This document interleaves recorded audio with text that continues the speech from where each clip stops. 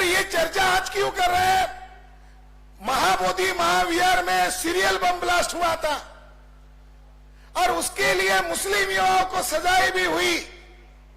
मुशर्रफ साहब ने किताब लिखा है ब्राह्मण बॉम्ब एंड मुस्लिम हैंड, उसमें बोध गया के केस के जजमेंट का भी हवाला देकर उन्होंने टिप्पणी की है कि उस जगन्नाथ टेम्पल में रथ यात्रा के नाम पर टेकारी जो बगल वाला गांव था वहां से कारपेंटर अंदर घुसा और उसके जरिए से वहां कांड करवाया गया। ये एनआईए के जांच में पता चला, एटीएस की जांच में पता चला एक बंदा वहां था, वो वहां घुसा था क्योंकि वो बिहार की बाउंड्री को लगा हुआ है और उसने रात के 12 बजे से लेकर सवेरे 4 बजे तक दिल्ली के लोगों को कॉल किया क्योंकि वहां एक बैग मिली, वहां डायरी मिली और एक बम नहीं फूटा तो उसका ट्रेस हुआ, उसका सिम कार्ड मिला, उसके नंबर मिले, तो पता चला कि दिल्ली का एक गुट है उसके साथ इस बंदे की बात हो रही थी। जांच में ये बात आई मगर वो आगे उसको रिहा कर दिया गया और किन लोगों से डायलॉग हो रहा था वो जांच कमेटियों ने, जांच करने वाले संस्थाओं ने वो डिस्क्लोज नहीं किया और फिर मुसलमानों को जेल में डाल दिया। मगर मुसलमानों को जेल में क्यों डाला? क्योंकि इस्लामिक राष्ट्र और बुद्धिस्ट राष्ट्र का झगड़ा लगाया जाए, ये ब्राह्मणों का साजिश था। तो हम इसलिए चर्चा कर रहे हैं कि वो जगन्नाथ टेम्पल वो बाउंड्री के अंदर होने के कारण ब्राह्मणों का वहां कब्जा बढ़ रहा है। महंत की जो कोठी है वहां से नजदीकी है, जो उसका पदसिद्ध मेंबर है, महंत की कोठी में 150 से ज्यादा बुद्ध की प्रतिमाएं हैं। जब कनिंघम महोदय ने उसकी कोठी का मुआयना किया तो उन्होंने अपने रिपोर्ट में लिखा हुआ है कि महंत की कोठी में बुद्ध की मूर्तियों को दीवार में दबा के रखा हुआ है और सम्राट अशोक का जो वहां खड़ा स्तंभ था और वो स्तंभ को तोड़ा गया है और उस स्तंभ पर अशोक का अभिलेख है। वो किचन में सब्जी काटने के लिए महंत इस्तेमाल करता है। आज भी महंत की कोठी में बुद्ध का 150 से ज्यादा मूर्तियां हैं, अभिलेख वहां पड़े हुए हैं, मगर ये ऐसा कुछ नहीं कर रहा है। बिहार सरकार कुछ नहीं कर रही है। जो गुंडा है, जो आतंकवादी है, उसी का उसके ऊपर कब्जा है।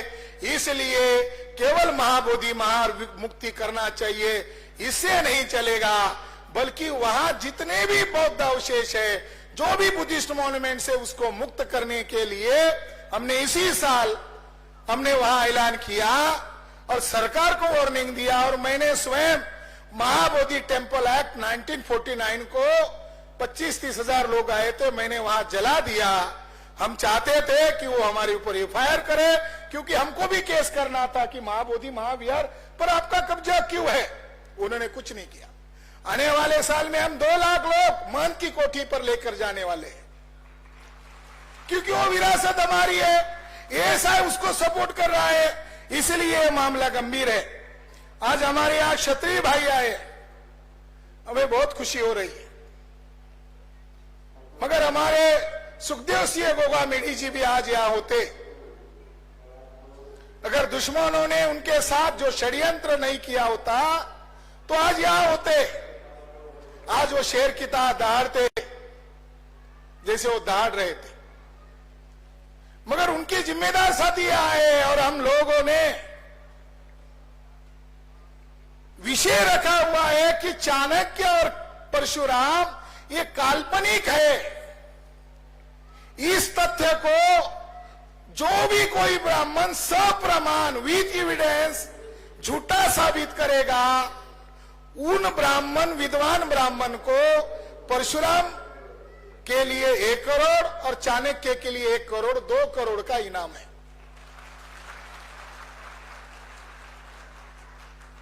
ऐसा क्यों कहना पड़ रहा है? जितने भी बड़े बड़े हिस्टोरियन हैं, जितने भी बड़े बड़े रोमिला थापर, आर.एस. शर्मा, मुखर्जी, देशपांडे, भांडारकर, जितने भी है प्रोमिनेंट हिस्टोरियन, उन लोगों ने इतिहास में लिखा हुआ है कि चाणक्य जो था, कौटिल्य जो था, वो चंद्रगुप्त मौर्य का गुरु था, लिख दिया और हम लोगों ने पढ़ लिया। स्वीकार कर लिया कि मौर्य घराना क्यों महान हुआ, क्योंकि उसका गुरु ब्राह्मण था और ब्राह्मण का नाम चाणक्य था।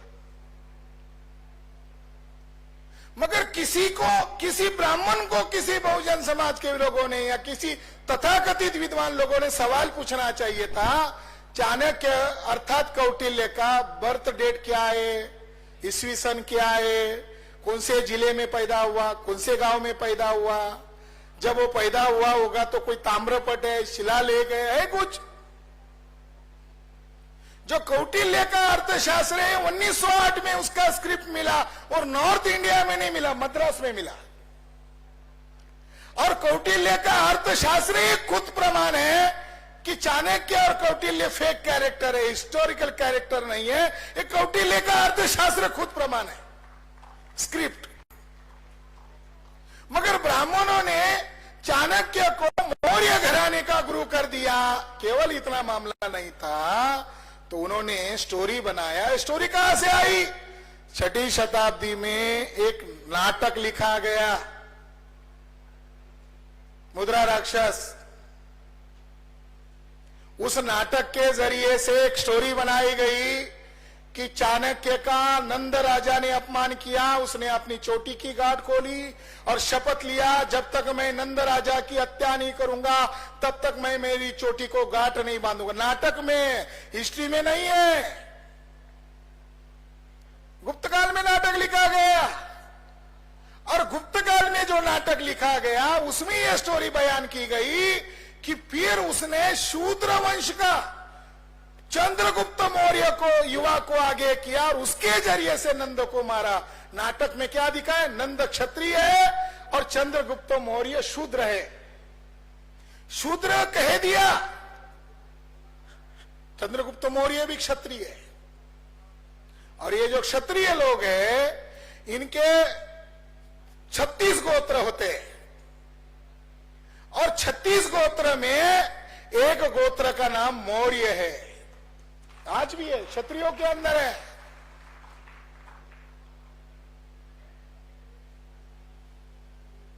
और जो मानसिंह मौर्य राजस्थान का राजा था 710 में, वो मौर्य राजा का वंशज था।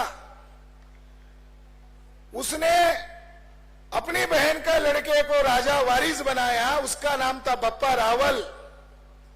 यही बप्पा रावल बाद में सिसोदिया वंश का प्रमुख बताया गया है और सिसोदिया वंश के साथ शिवाजी महाराज का नाता जोड़ा गया है। क्षत्रिय थे। मगर ब्राह्मणों ने नाटक में हद कर दिया। आगे क्या कर दिया कि नंद की एक मुरा नामक दासी थी, वेश्या थी। हद हो गई नाटक वालों ने।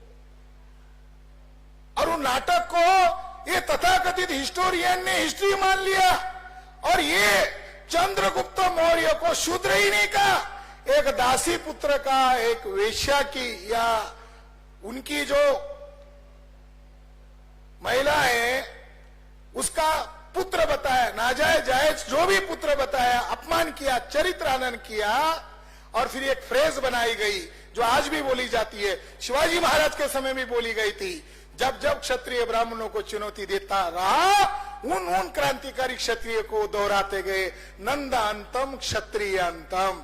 नंद की हत्या चंद्रगुप्त मौर्य ने किया और चंद्रगुप्त मौर्य मुरा नामक दासी का पुत्र था, यानी शूद्र था। एक शूद्र ने एक क्षत्रिय को मार दिया। 2 तीर कर कल्पना से 2 साध्य हासिल कर लिए। क्षत्रिय मौर्य घराने को, वो शाक्य वंशीय है, मौर्य लोग शाक्य वंशीय है, शाक्य क्षत्रिय है, उनको शूद्र कहकर अपमानित किया, उनका चरित्रानन किया। और नंद क्षत्रिय राजा था, उसका भी अंत कर दिया। जो कोई क्षत्रिय राजा जिस समय ब्राह्मणों को चुनौती देने का काम किया, ब्राह्मणों ने यही फ्रेज बताई, नंद अंतम क्षत्रिय अंतम। साथियों, नंद की हत्या मौर्य के द्वारा कराना इरिलेवेंस है, अनहिस्टोरिकल है। मौर्य और नंद का कोई लड़ाई नहीं हुआ है, मगर इतिहास का प्राचीन भारत का पहला पन्ना ही मौर्यों को चरित्रहनन करके काल्पनिक चाणक्य को थोप दिया।